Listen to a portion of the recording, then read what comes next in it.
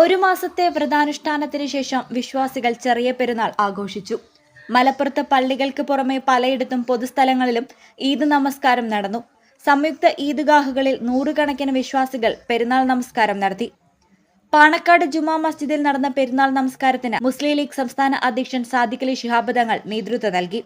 കോട്ടപ്പടി സ്റ്റേഡിയത്തിൽ നടന്ന സംയുക്ത ഈദ്ഗാഹിന് ജമാഅത്തെ ഇസ്ലാമി കേരള അമീർ പി മുജീബ് റഹ്മാൻ നേതൃത്വം കൊടുത്തു. മഅദിൻ ഗ്രാൻഡ് മസ്ജിദിൽ നടന്ന പെരുന്നാൾ നമസ്കാരത്തിന് ഇബ്രാഹിമുൽ ഖലീൽ ബുഖാരി തങ്ങൾ നേതൃത്വം നൽകി. മഞ്ചേരിയിൽ നടന്ന ഈദ്ഗാഹിന് ടി കെ അഷ്റഫ് നേതൃത്വം കൊടുത്തു. വ്രതചൈതന്യത്തിന്റെ ഊർജ്ജപ്രവാഹത്തിൽ തക്ബീർ ധ്വനികൾ ഉരുവിട്ടും പരസ്പരം ആശ്ലേഷിച്ചും ആശംസകൾ നേർന്നും മുസ്ലിം സമൂഹം ചെറിയ പെരുന്നാൾ സ്നേഹം കൈമാറി. വിശ്വാസികൾ അത്തറിന്റെ സുഗന്ധത്തിൽ പുതുകോടി അണിഞ്ഞ പള്ളികളിലും ഈദ്ഗാഹുകളിലും പെരുന്നാൾ നിസ്കാരത്തിന് ഒത്തുചേർന്നു. ഒരു മാസം നീണ്ടുനിന്ന കഠിന വ്രതാനുഷ്ഠാനത്തിന് ശേഷമാണ് വിശ്വാസികൾ പെരുന്നാളിനെ വരവേറ്റത്.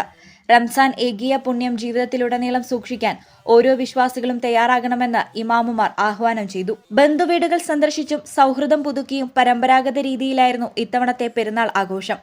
മഹൽ അടിസ്ഥാനത്തിൽ പള്ളികൾ കേന്ദ്രീകരിച്ചും സംഘടനകളുടെ നേതൃത്വത്തിൽ ഈദ്ഗാഹുകളിലുമായി പെരുന്നാൾ നമസ്കാരത്തിന് വിപുലമായ സൗകര്യങ്ങളാണ് ഒരുക്കിയിരുന്നത്.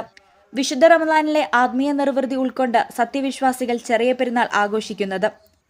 ഒരു മാസക്കാലത്തെ വ്രതം കൊണ്ട് സ്ഫുടം ചെയ്തെടുത്ത മനസ്സും ശരീരവും ആത്മീയ ചൈതന്യം കെടാതെ സൂക്ഷിക്കാനും മനുഷ്യ മനസ്സുകൾക്കിടയിൽ സ്നേഹത്തിന്റെയും സാഹോദര്യത്തിന്റെയും ഊഷ്മള ബന്ധം ശക്തിപ്പെടുത്താൻ വേണ്ടിയുള്ള പ്രതിജ്ഞ ചെയ്യാനുള്ള സുരഭില സന്ദേശമായിട്ടാണ് ചെറിയ പെരുന്നാളിനെ വിശ്വാസികൾ നോക്കിക്കാണുന്നത്.